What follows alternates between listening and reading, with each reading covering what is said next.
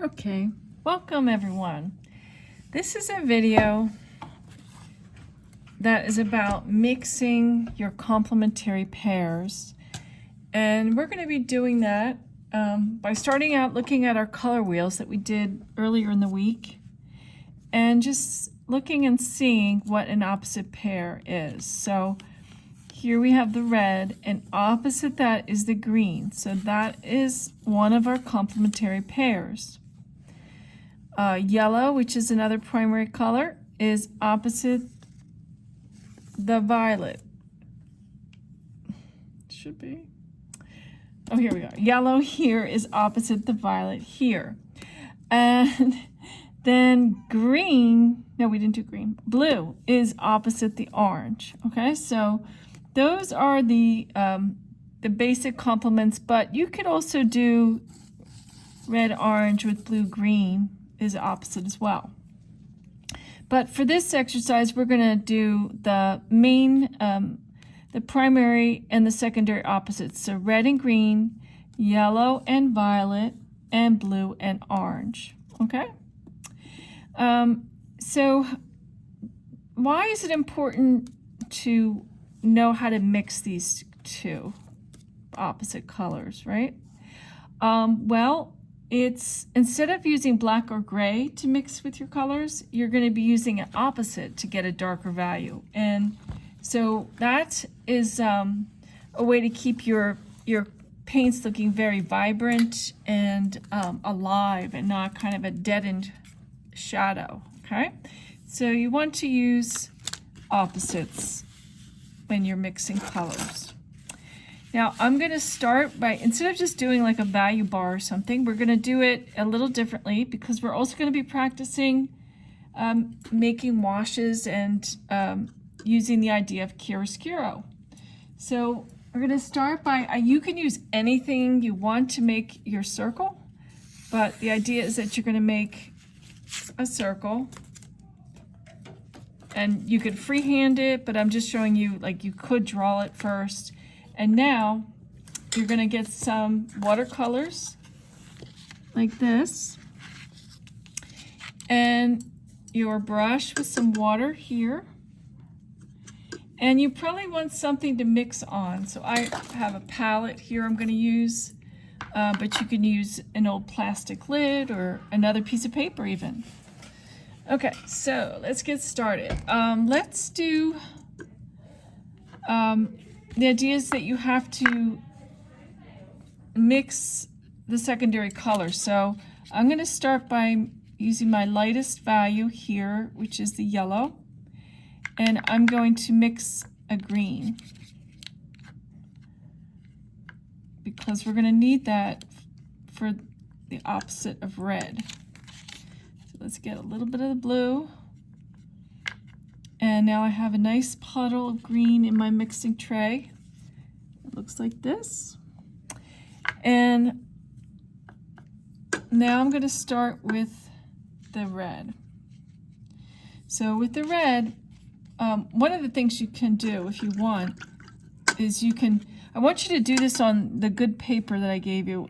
You could actually just put a wash of water down to start with if you want, and that can be helpful in getting the values or the color to spread.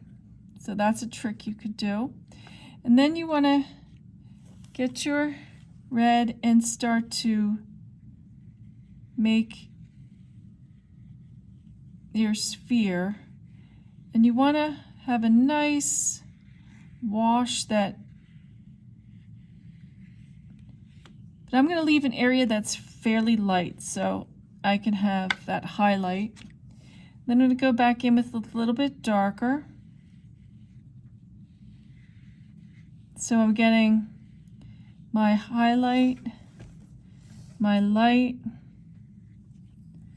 If you want to take out some color, just rinse off your brush. You can kind of pull out some of that value if you've got a little dark.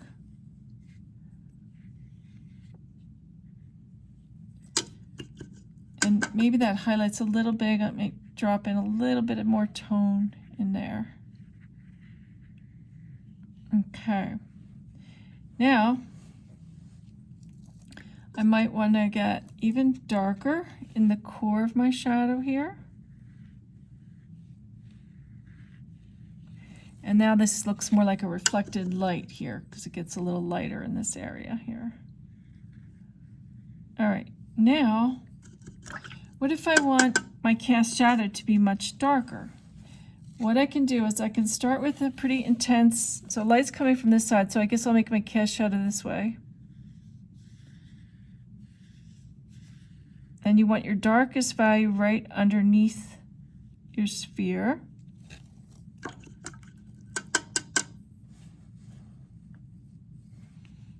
Pull some out of there. All right, oops.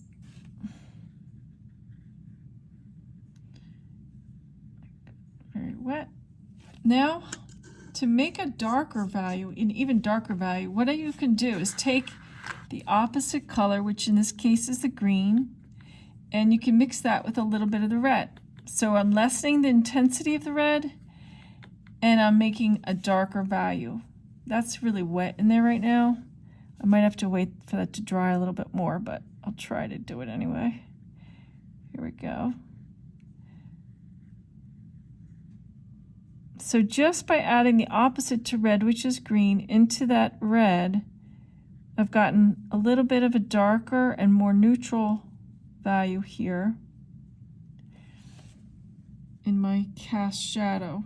I'm going to let that dry a little bit right now. And now I'm going to do my yellow one. What's the opposite of yellow? It's purple. So use your color wheel to help you determine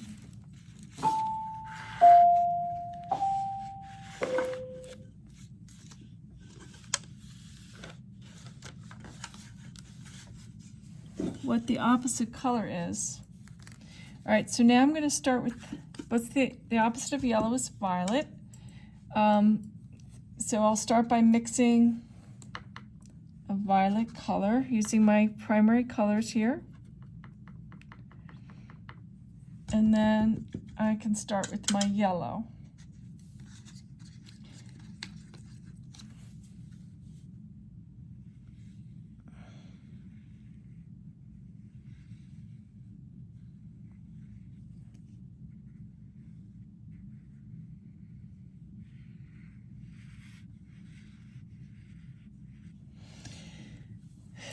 So I want the core of my shadow to be darker, so I'm going to build that yellow up in there if I can.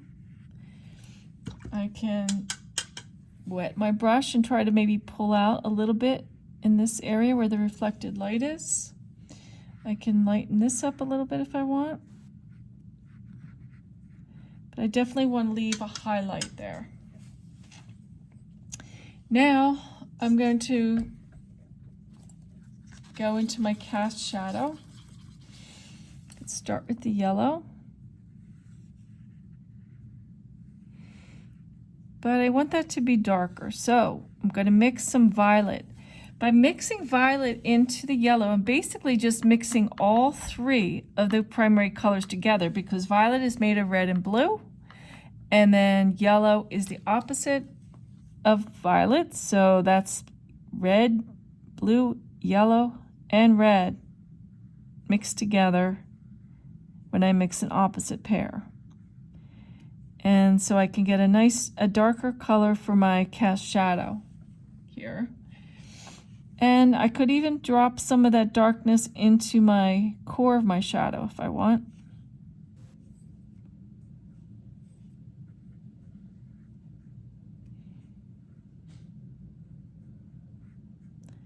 To give this a little more dimension here.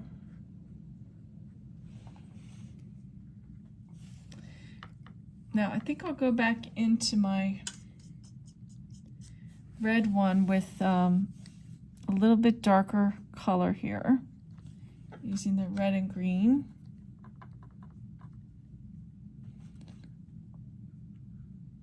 Build that darkness up. And I could also put a little bit just into the core of my shadow, maybe with this color. Make it a little darker. All right, so you can see the advantage of mixing opposites. The last one would be the blue and orange. See if you could see that. I'm just going to quickly do this. So I will start with the blue. Start with the blue. And this time I'm going to do it all freehand. So I'm just going to make a blue circle right here.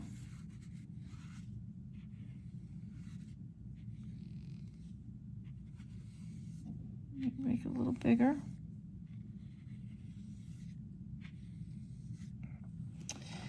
And I'm going to build up the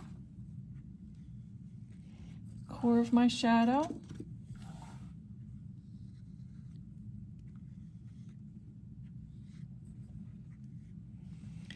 And now I'm going to put a cast shadow right in here, going off page.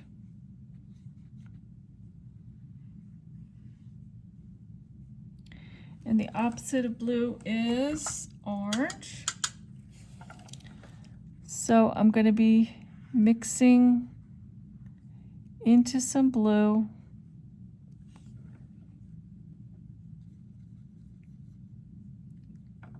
Some orange, which I made from yellow and red.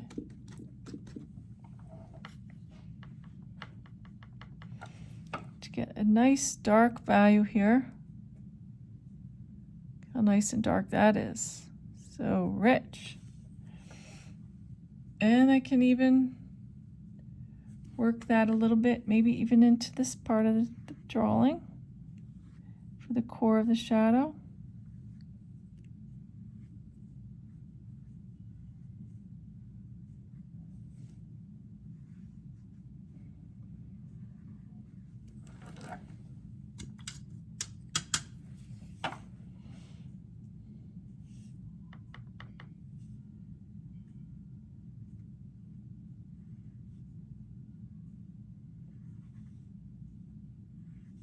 Okay, so that's the idea with this, and as they dry you can kind of go in and build up some darker dark with the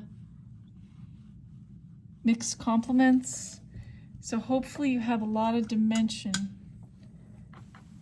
by getting this nice value range using primary, secondary, and mixed complements. I'm going to tone down this highlight a little bit in here.